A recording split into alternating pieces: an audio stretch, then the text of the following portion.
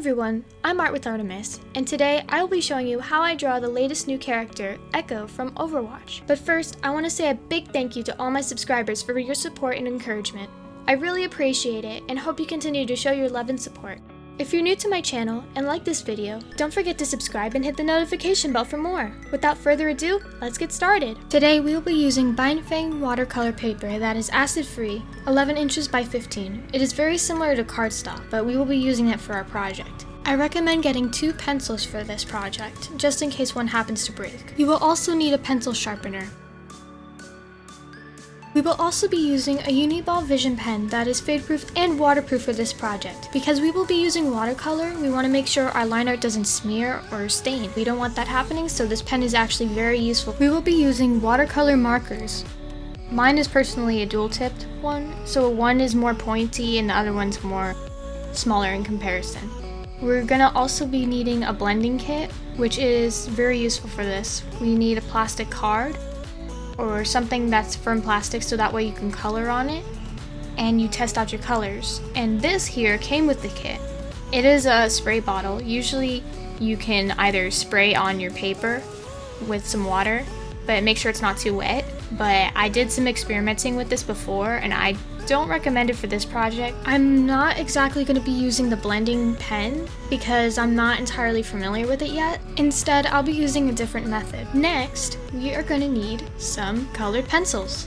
We also have this clip thing, which literally has no importance to the project, so I'm just going to throw that over there. Instead of using the blending pen, I'll be using good old-fashioned paintbrushes, which also will be needing a small bowl, and just fill it with water, and you'll need some paper towels too to blot out extra water from the watercolor pens. We're going to be using the pens and marking them on the plastic, so we will eventually be picking up that color with the paintbrush. Anyways, this is how we're going to do it. Also, if you have a hard time with it, get a scratch sheet of cardstock or paper and you can try out your colors if you want to. I recommend a thicker type of paper because you don't want it to bleed through or curl because of the watercolor part. Anyways, let's get started. I start out in the right corner, sketching out Echo's face. I draw a midline and underline to chart out where the position of the eyes, nose, and mouth will be. I continue drawing the rest of the face, adding the detail on her head and shaping out the rest of the body. Since I'm not entirely sure what type of pose I want to go for, I'm going to do several types of poses that I think should work. If I'm not really liking it, I might change it.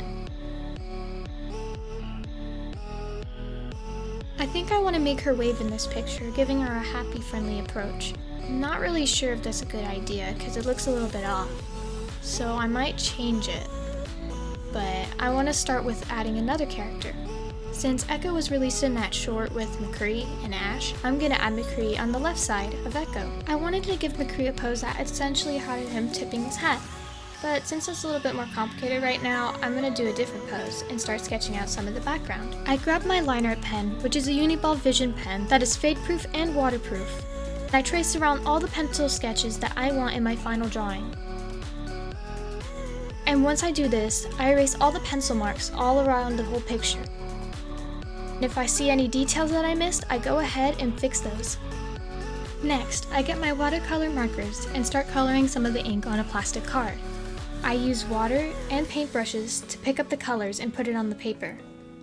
I also use a paper towel to blot out some of the extra water to help lighten some of the colors. I also add more water or less water depending to make the colors lighter or darker.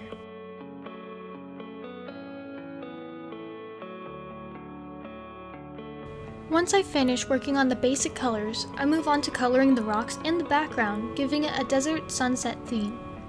It's kind of difficult because I'm using the same type of brown, but I'm using the different variants of shades that I could use with the same color. I want to make the sunset as realistic as possible, so I'm using yellow, orange, and some light red and brown hues. Try to give it a more realistic and detailed look. And I finish up any extra details that I missed, and then we're done. Anyways, thank you for watching this video. If you're new to my channel, don't forget to like and subscribe, and hit the notification bell for more. And until next time, bye!